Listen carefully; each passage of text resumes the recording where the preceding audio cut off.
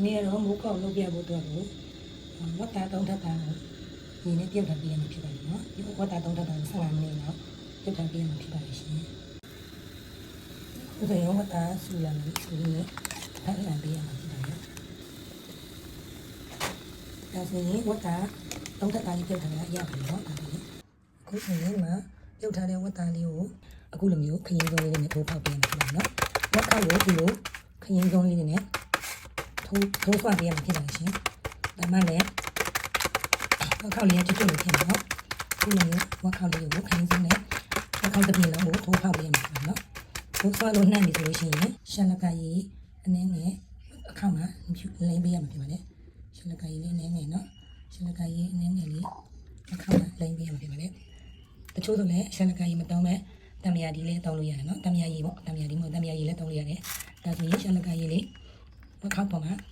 ဒီလိုနှံ့အောင်တုပ်ပေးထားပြီးတော့နေပူလှမ်းဖို့9မိနစ်လောက်နေပူလှမ်းပေးပါမယ်ဖြစ်ပါတယ်အခုဆိုရင်ဒီမှာဝက်ခောက်လေးကို9မိနစ်နေပူလှမ်းလိုက်ပေးပါဖြစ်ပါတယ်ဝက်ခောက်လေးကို9မိနစ်လောက်နေပူလှမ်းပြီးလို့ရှိရင်ကြော်ပါမယ်နော်ဒါဆိုရင်ဝက်သားနေပူလှမ်းထားတာလေးရပါပြီနော်အရင်ဆုံးစီကိုပူနေအောင်တင်ပေးရမှာဖြစ်ပါတယ်စီပူလာပြီဆိုလို့ရှိရင်ခဏတော့ကနေပူလှမ်းထားတဲ့ဝက်သားလေးကိုစီပူတဲ့ကြော်ထည့်စီပူလာပြီဆိုရင်ဝတ်သား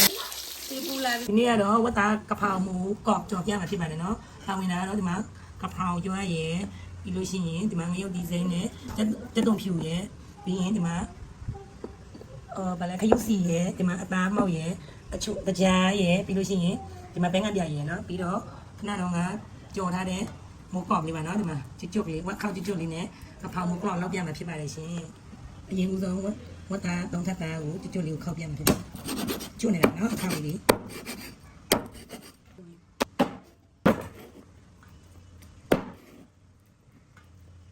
ငရုတ်ဒီဇိန်းနဲ့ကြက်တုံဖြူလေးကိုထောင်းပေးရမှာဖြစ်ပါတယ်ငရုတ်ဒီကိုဒီမှာဒီမညက်တညက်လေးဆိုရင်သမီးပြတယ်ပြောနော်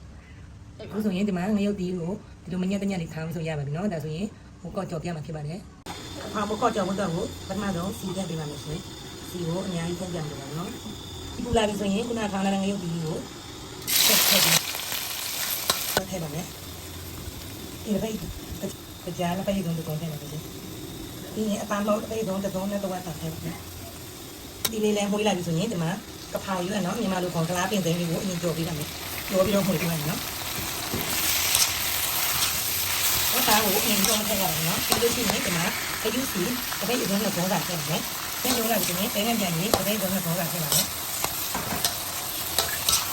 ဒီလိုရှိရင်ငံပြရေးနင်းနေပတ်ပါရှင်။ဒါတဖောက်ရွက်လေးခုလိုနေထားရပြီနော်ဒီမှာခုနကပြီးထားတဲ့ဝတ်သားမိုးကောက်လေးထည့်ပါမယ်နော်။ကဖောက်မိုးကောက်ရပါပြီနော်ကဖောက်မိုးကောက်